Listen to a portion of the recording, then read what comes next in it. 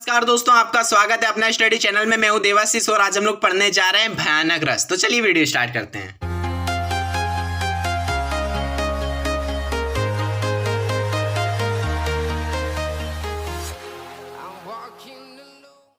तो दोस्तों भयानक रस, ठीक, भयानक रस नाम से ही पता चल रहा है इसका जो स्थायी भाव होगा वो होगा भय। स्थायी भाव सबसे इंपॉर्टेंट है क्योंकि वही है जो हर रस में बदलता है। बाकी पूरी परिभाषा सेम होती है हर रस की, ठीक। तो भय, इसका स्थायी भाव क्या आता है? भय। मैं आपको कुछ रस और उनके स्थायी भाव बता देता हूं।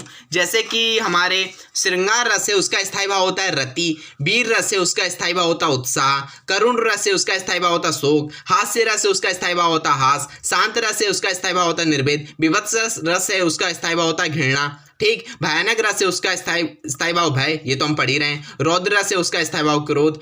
और अद्भुत रस है, उसका स्थायी भाव आश्चर्य, ठीक, हमने बता दिए।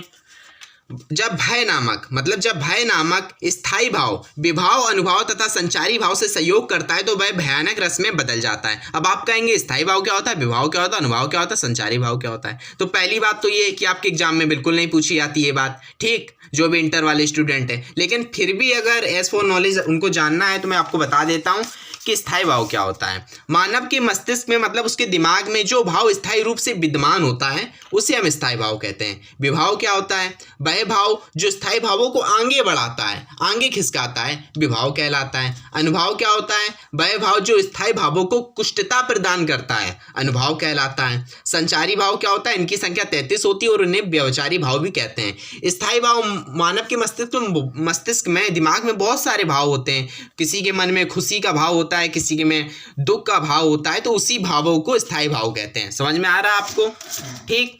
तो स्थायी भाव चेंज होते हैं। तो जब मतलब भय नामक स्थायी भाव विभाव, अनुभव तथा संचारी भाव से सहयोग करता है तो वह भयानक रस में बदल जाता है। भयानक रस की परिभाषा आई समझ में, बहुत ही सिंपल है, कोई ज़्यादा परेशानी वाली बात नहीं है। उदाहरण इसका देखते हैं, सिंपल सा।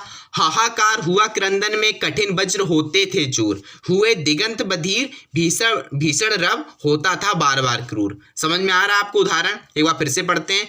हाहाकार हुआ क्रंदन में, कठिन वज्र होते थे चूर। हुए दिगंत बधिर, भीषण रव होता था बार बार क्रूर, ठीक। एक ये उदाहरण है। अगर आपको कठिन लग रहा है तो हम इससे भी सिंपल सा उदाहरण है भयानक रस का। सुनसान सड़क पर सन्नाटा था चारों ओर, लग रहा था डर, दूर भी थी भोर। भोर मतलब होता सुबह, ठीक। सुनसान सड़क पर सन्नाटा था चारों ओर, लग रहा था डर, दूर भी थी भोर। भोर मतलब सुबेरा बहुत दूर था। तो आपको ये समझ में आ गया होगा, दोनों ही उदाहरण अच्छे से आ गए होंगे, ठीक। तो हमारा भयानक रस समाप्त होता है, ठीक।